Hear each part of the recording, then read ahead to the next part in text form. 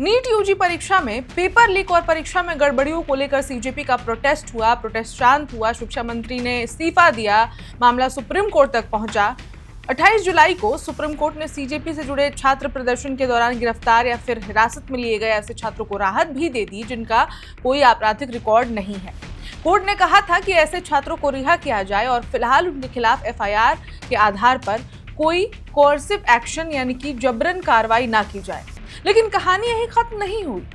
Supreme court के इस अंतरिम आदेश के बाद सीजेपी की तरफ से भी प्रतिक्रिया सामने आई। सीजेपी के राष्ट्रीय प्रवक्ता सौरभ दास ने कहा कि सुप्रीम कोर्ट का आदेश राज्यों को छात्रों के खिलाफ एफआईआर दर्ज लेने से नहीं रोकता है। यानी उनके मुताबिक अगर राज्य सरकारें चाहें तो छात्रों पर दर्ज मामलों को वापस लेने की प्रक्रिया आगे बढ़ा सकती है। अब इसे थोड़ा आसान भाषा में समझते हैं। सीजेपी की तरफ से लगातार ये मांग की जा रही थी कि आंदोलन में शामिल छात्रों के खिलाफ दर्ज एफआईआर वापस ली जाए। 27 जुलाई को संगठन ने आरोप लगाया था कि सरकार के साथ हुए समझौते के बावजूद बिहार, पश्चिम बंगाल और दूसरे राज्यों में छात्रों के खिलाफ कार्रवाई जारी है।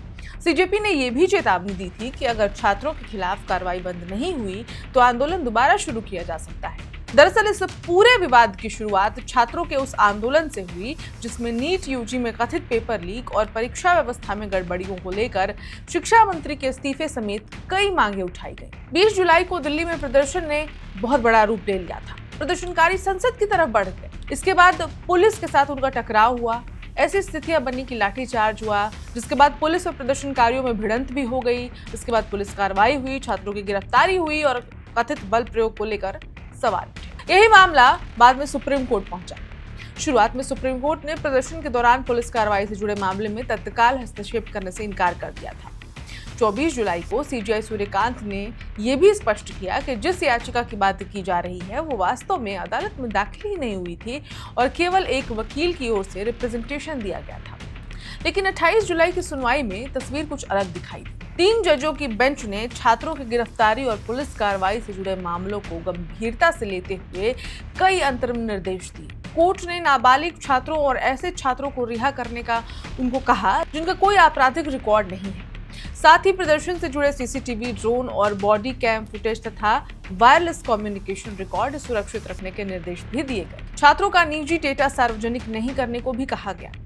सुप्रीम कोर्ट ने यह भी संकेत दिया कि पुलिस कार्रवाई और प्रदर्शनकारियों से जुड़े आरोपों की जांच के लिए स्वतंत्र और निष्पक्ष जांच की जरूरत हो सकती है। हालांकि कोर्ट ने ये राहत उन लोगों तक सीमित रखी है जिनका कोई आपराधिक रिकॉर्ड नहीं है। तो अब सबसे बड़ा सवाल ये उठा कि क्या सुप्रीम कोर्ट इस आदेश के बाद सीजेपी की एफआईआर वापस लेने की मांग पूरी हो जाएगी? इस पर सीजेपी प्रवक्ता सौरभ दास का कहना है कि सुप्रीम कोर्ट की क्लैरिफिकेशन के बाद राज्यों के पास एफआईआर वापस लेने का रास्ता खुला हुआ है। इसलिए सीजेपी अब केंद्र और राज्यों से अपने पहले के आश्वासन को लागू करने की मांग कर रहा है। यानी सुप्रीम कोर्ट ने छात्रों को तत्काल राहत जरूर दी, लेकिन एफआईआर का अंतिम समाधान अभी बाकी है और गेंद राज्यों और केंद्र सरकार के पाले में है। क्या सभी निर्दोष छात्रों के खिलाफ दर्ज मामले वापस लिए जाएंगे? क्या पुलिस कार्रवाई की स्वतंत्र जांच होगी और क्या सीजेपी फिर से आंदोलन का रास्ता अपनाएगा? फिलहाल इतना जरूर साफ है कि छात्रों के आंदोलन का मुद्दा अब सिर्फ सड़क तक सीमित नहीं है। सुप्रीम कोर्ट के हस्तक्षेप के बाद ये मामला कानून, छात्रों के अधिकार और सरकार की जवाबदेही तीनों का बड़ा सवाल बन चुका है। और आगे जो भी अपडेट्स आएंगे आप तक हम पहुंचाते रहेंगे। तब तक देखते रहिए one India Hindi. Subscribe to One India and never miss an update. Download the One India app now.